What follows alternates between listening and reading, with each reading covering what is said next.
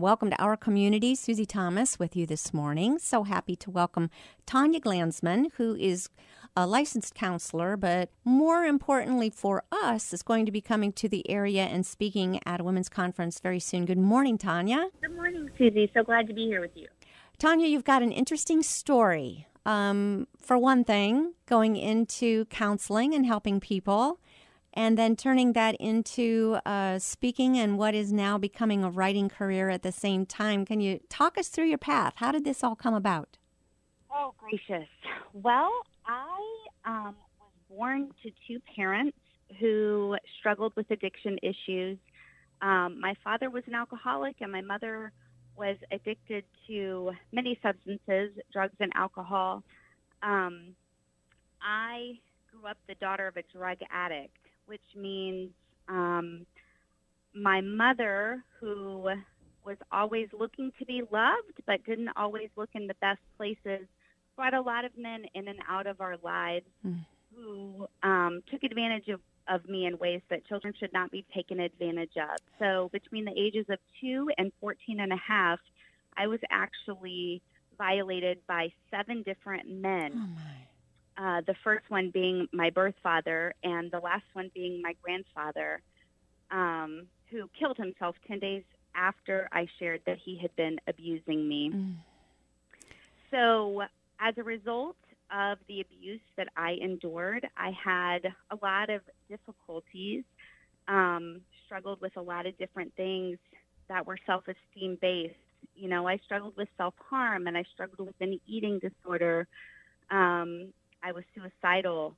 There were a lot of things that, because I struggled so much to deal with the pain that I faced on a daily basis, I didn't have the coping skills that I needed to be able to move forward. But when I was in high school, I was introduced to the Lord. And as a result of that, he began putting people in my life to share truth. Yeah. And eventually was able to find health and freedom and develop those coping skills. So because of what the Lord did in my life, you know, the Word tells us that he's no respecter of persons, which means what he does for one, he will do for anyone. He doesn't play favorites. I like to say I'm his favorite teasingly, but I know that that's not true based on God's Word. We're all his favorite. Yes, exactly. And so I know that there were so many women who struggle to overcome because they've experienced the same kinds of things that I experienced, and I felt a deep drive and calling to share truth and life that God had given to me on my journey to freedom and health and healing to other women, so that they could know that through having God as their father and allowing him to be their Abba to the fullest of what that means, that he could bring healing and freedom and hope into their lives as well. Yes. I have to dig a little deeper because when someone has endured from the age of 2 that kind of abuse, that's all you knew as normal. What was it that, do you think, that gave you the courage to be so strong to tell someone this is happening, that you knew deep down this was not right? Where did that come from, do you think? I think, honestly, when I was 14 and a half and I found the courage to share that my grandfather had been molesting me, it honestly was at a place of I didn't care what happened to me at that point. I was tired of being abused. My mother abandoned me to my grandparents when I was 10. She was at a place in her journey that she wasn't able to care for me anymore. She's who I had been with my whole life, and she couldn't take care of me anymore. So I did not have the same bond with my grandfather that I had with my mother. And I think the older I got, the more I became aware that the life that I was living was not the life that everyone was living who was my age. And I really felt like I don't care what happens. I would rather die than continue to experience what I was experiencing, which was pretty profound, traumatic Yes. physical and sexual abuse. Trust has to be a big issue when the adults who are really in charge of caring for you are not to be trusted. What was it about learning about unconditional love where you knew that Jesus was someone who could be trusted and to love you unconditionally? You know, it's funny. I think because God was a rather new concept to me as an older adolescent and a young adult, there was something that I had in that I had never been hurt by him. So he was outside the realm of my normal. I had been hurt by every adult that had been a part of my life, either indirectly or directly, but I had never been hurt by God. And so I had to believe that there was something better and something more in regards to being loved and cared for than what I had known and experienced my entire life. So at this point, you've met God. You know that, okay, something's different here. My life can be different.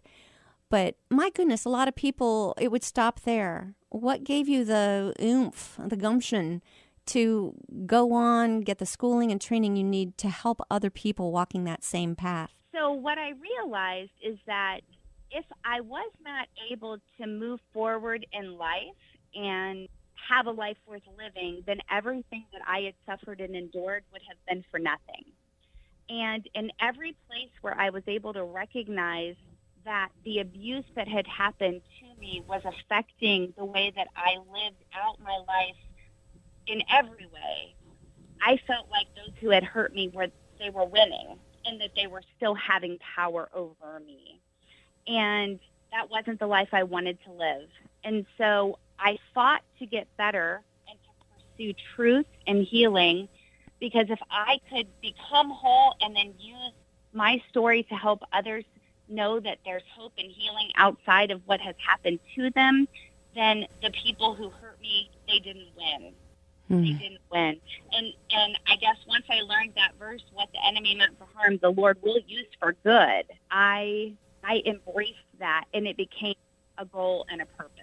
So what then took you from being a counselor, licensed counselor, to stepping onto a larger stage, speaking to conferences and eventually writing a book? Well, I actually became a speaker first. Wow. Yeah.